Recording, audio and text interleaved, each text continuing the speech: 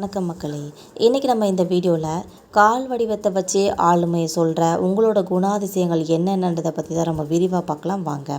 சாமுத்திரிகா சாஸ்திரப்படி பார்த்தோம்னா ஒருத்தரோட உடல் அமைப்பு வடிவங்கிறது அவங்களோட ஆளுமை திறனை வெளிப்படுத்துகிற ஒன்றாவே இருக்கும்னு சொல்லலாம்.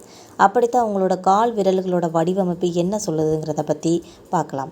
இன்றைக்கி நம்ம பார்க்க போகிறது லெக் ஷேப் பர்சனாலிட்டி டெஸ்ட். அதாவது ஒருத்தரோட கால் என்ன ஷேப்பில் இருக்குதோ அதை பொறுத்து தான் அவங்களோட ஆளுமை பண்புகளும் இருக்குது. உங்களுக்கு எப்படி இருக்குதுன்னு நீங்கள் தெரிஞ்சுக்கோங்க. நேரான கால் வடிவமாக இருந்தால் உங்கள் கால்கள் மேல் தொடைகள், முழங்கால்கள், கன்றுகள் மற்றும் கணுக்கால்களில் ஒன்றை ஒன்று ஒட்டி கொண்டு முதல் கண்டுகளோட நடுப்பகுதி வரைக்கும் ஒரே சிறிய இடைவெளியை வச்சுருந்துச்சுன்னா உங்களுக்கு நேரான கால் வடிவம் இருக்குதுன்னு அர்த்தம். உங்களுக்கு நேரான கால் வடிவம் இருந்தால் உங்களோட ஆளுமை பண்புகள் தர்க்கம், படைப்பாற்றல், சாகசத்தோட இணக்கமாக ரொம்ப கவலையை வெளிப்படுத்துகிற ஒன்றாவே இருக்கும். நீங்கள் தகவமைப்பு திறன் கொண்டவராகவும் புத்திசாலித்தனமாகவும் தன்னிச்சையோட தன்மையோடனும் ரொம்ப கட்டமைப்போட எளிதான சமநிலைப்படுத்துவராக இருப்பீங்க.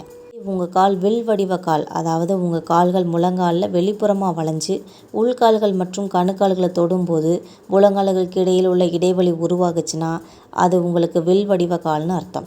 உங்களோட வில் வடிவ கால் இருந்துச்சுன்னா உங்களுக்கு ஆளுமை பண்புகள் ரொம்ப வலுவான, ரொம்ப விருப்பமுள்ள, ஒரு சுயதீனமான மற்றும் சாகச இயல்பை வெளிப்படுத்தவங்களாக இருப்பீங்க. நீங்கள் கூட்டத்தை பின்பற்றுறதில்லை, நீங்கள் அதை வழி நடத்துவீங்க, உங்களோட சொந்த பாதையை உருவாக்குவீங்க.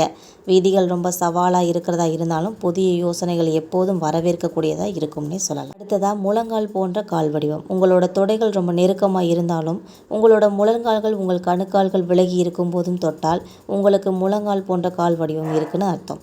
அப்படி இருந்துச்சுன்னா உங்களோட ஆளுமை பண்புகள் ரொம்ப உணர்ச்சி ரீதியாகவும் புத்திசாலித்தனமாகவும் படைப்பாடல் மற்றும் ஆழ்ந்த பச்சாதாபம் கொண்ட தன்மையாகவும் இருப்பீங்கன்னே சொல்லலாம். நீங்கள் விஷயங்களை ரொம்ப ஆழமான மட்டத்தில் உணர்வீங்க. ஒரு அர்த்தமுள்ள உரையாடல்கள், சிந்தனை மிக்க சைகைகள், வித்தியாசத்தை வெளிப்படுத்துகிற ஒரு தொழில்கள் தான் உங்களை ரொம்பவே இருக்கும்.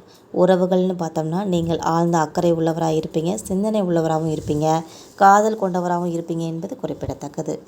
தேங்க்யூ.